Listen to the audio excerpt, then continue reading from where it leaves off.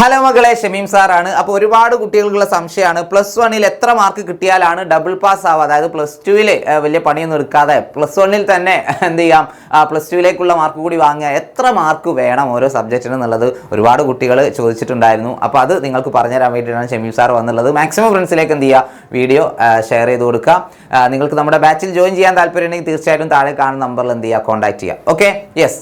അപ്പോൾ double pass ആവാൻ ഓരോ സബ്ജക്റ്റിനും വ്യത്യസ്തമാണ് അല്ലേ? അതായത് ലാബുള്ള സബ്ജക്റ്റുകൾക്കും ലാബ് ഇല്ലാത്ത സബ്ജക്റ്റുകൾക്കും ഡബിൾ പാസിൻ്റെ മാർക്കിൽ വ്യത്യാസമുണ്ട്. നമുക്ക് ആദ്യം സബ്ജക്റ്റ് വിത്ത് ലാബ് നോക്കാം. മാക്സിമം മാർക്ക് വരുന്നത് T60 അല്ലേ? 60 നമ്മുടെ റിട്ടൺ എക്സാം ഉണ്ടാവുക. ആ 60 മാർക്കിൽ പാസ്സാവാൻ നിങ്ങൾക്ക് വേണ്ടത് 18 മാർക്കാണ്. 18 മാർക്ക് ഉണ്ടെങ്കിൽ നിങ്ങൾ എന്ത് ചെയ്യും, ഫസ്റ്റ് ഇയറിൽ പാസ്സാവും അല്ലേ? +1 തോൽവി എന്ന് പറയുന്ന ഒരു പരിപാടി ഇല്ല. നിങ്ങൾ തോറ്റാലും ജയിച്ചാൽ മാർക്ക് കിട്ടിയില്ലെങ്കിലും നിങ്ങൾ +2 നിങ്ങൾ എന്ത് ചെയ്യും, അവിടെ പോയി ഇരിക്കണം, +2 കാര്യങ്ങൾ പഠിക്കേണ്ടി വരും. +2 പരീക്ഷ എഴുതുന്നതിനോടൊപ്പം തന്നെ നിങ്ങൾ മാക്സിമം എന്ത് ചെയ്യണം, എഫേർട്ട് ഇട്ടിട്ട് ചിലപ്പോൾ +1 ഇമ്പ്രൂവ്മെൻറ്റ് എക്സാം ഒക്കെ വേണമെങ്കിൽ എഴുതാൻ വേണ്ടി പറ്റുന്നതായിരിക്കും അല്ലേ? യെസ്. അപ്പോൾ ഡബിൾ പാസ് ആവാൻ 36 മാർക്കാണ് നിങ്ങൾക്ക് വേണ്ടത്. അതായത് +1 നിങ്ങൾ എന്ത് ചെയ്തു, +1 നിങ്ങൾ എന്താ പറയുക 10 മാർക്ക് വാങ്ങിയെന്ന് വിചാരിക്കുക. ആകെ 10 മാർക്ക് നിങ്ങൾക്ക് കിട്ടിയുള്ളൂ എന്ന് വിചാരിക്കുക +1. അപ്പോൾ നിങ്ങൾക്ക് എത്ര മാർക്ക് കൂടി വാങ്ങേണ്ടി വരും? 26 മാർക്ക് കൂടി വാങ്ങേണ്ടി വരും +2. ഓക്കെ, അങ്ങനെ ആകുമ്പോൾ 36 മാർക്ക്. Okay, yes. അപ്പോൾ 36 മാർക്ക് ഉണ്ടെങ്കിൽ നിങ്ങൾക്ക് ഡബിൾ പാസ് ആവാൻ പറ്റുള്ളൂ. അതായത് +1 36 മാർക്കിൽ കൂടുതലുണ്ടെങ്കിൽ ഓക്കെ, സേഫാണ്. ഓക്കെ, +2 നിങ്ങൾ പരീക്ഷ എക്സാം ഒന്ന് അറ്റൻഡ് ചെയ്താൽ മതി, വേറെ പ്രശ്നമൊന്നുമില്ല. ഓക്കെ, അതേപോലെ നമ്മുടെ മറ്റു സബ്ജക്റ്റുകൾ 80 മാർക്കിലായിരിക്കും. ഇപ്പോൾ ഹിന്ദിയും ഇംഗ്ലീഷും ഒക്കെ പോലെയുള്ള അല്ലെ, ഇംഗ്ലീഷ് ലാംഗ്വേജ് സബ്ജക്ട്സ് ഒക്കെ, അങ്ങനെയുള്ള സബ്ജക്റ്റുകൾ 80 മാർക്കിലായിരിക്കും പരീക്ഷ ഉണ്ടാവുക. പാസ്സാവണമെങ്കിൽ 24 മാർക്ക് വേണം. ഡബിൾ പാസ് ആവണമെങ്കിൽ അതിന് ഡബിൾ വേണം. അതാണല്ലോ ഡബിൾ എന്ന് പറയുന്നത് അല്ലേ?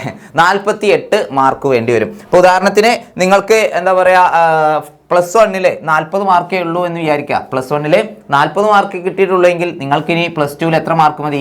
ഒരു 8 മാർക്കും കൂടി മതി. അപ്പോൾ 48 മാർക്കാവും. ഓക്കെ, നിങ്ങൾ ആ ഒരു പാസ് മാർക്കിന് വേണ്ടിയിട്ടല്ല നിങ്ങൾ ഹാർഡ് വർക്ക് ചെയ്യുന്നതെന്നുള്ള അറിയാം. എങ്കിലും കുറച്ച് കുട്ടികളൊക്കെ ഉണ്ട്, എങ്ങനെയെങ്കിലും ഒന്ന് പാസ്സായാൽ മതി എന്ന് വിചാരിക്കുന്ന കുട്ടികളുണ്ട്. അവർക്ക് വേണ്ടിയിട്ടാണ് ഒരു ആശ്വാസം ആവുകയാണെങ്കിൽ അല്ലേ? തീർച്ചയായിട്ടും ഇത് സി കൂട്ടിയിട്ടല്ല കേട്ടോ. സി നിങ്ങൾ നോക്കേ വേണ്ട. സി നിങ്ങൾക്ക് ഫുൾ മാർക്ക് ഉണ്ടെങ്കിലും നിങ്ങളിത് എഴുതിയെടുക്കുക തന്നെ വേണം.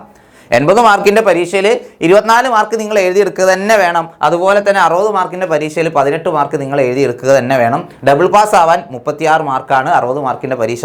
അതുപോലെ 80 മാർക്കിൻ്റെ പരീക്ഷ ആണെങ്കിൽ 48 മാർക്ക് നിങ്ങൾക്ക് +1 ഉണ്ടെങ്കിൽ നിങ്ങൾ ഡബിൾ പാസ്സായി. എന്താ പറയുക, സബ്ജക്റ്റ് വിത്ത് ലാബ് എന്ന് പറയുമ്പോൾ physics, chemistry, biology, maths, accountancy, CL accountancy കേട്ടോ, അതുപോലെ തന്നെ സ്റ്റാറ്റിസ്റ്റിക്സ്, ഇതൊക്കെയാണ് ലാബ് ഉള്ളത്. ഇതിനൊക്കെ 60 പരീക്ഷ ഉണ്ടാവുക. ഓക്കെ, അപ്പോൾ തീർച്ചയായിട്ടും എന്ത് ചെയ്യുക, 60 മാർക്കിൽ നിങ്ങളുടെ മാർക്കൊന്ന് നോക്കുക. ഈ ഒരു ഇത്തരം സബ്ജക്റ്റിൽ നിങ്ങളുടെ മാർക്ക് നോക്കുക. അത് 36ൻ്റെ അപ്പുറത്തേക്ക് എത്തിയിട്ടുണ്ടെങ്കിൽ ഹാപ്പിയാണ്. അതുപോലെ 80 മാർക്കിൻ്റെയിൽ 24 + 24 48 മാർക്കിന് കൂടുതൽ നിങ്ങൾക്ക് ഉണ്ടെങ്കിൽ നിങ്ങൾ പേടിക്കാനില്ല, നിങ്ങൾ +2 എന്തായാലും ജയിക്കും. Okay, yes. അപ്പോൾ അതാണ് ഈ ഒരു കാര്യത്തിൽ നിങ്ങൾക്ക് പറഞ്ഞു തരാനുള്ളത്.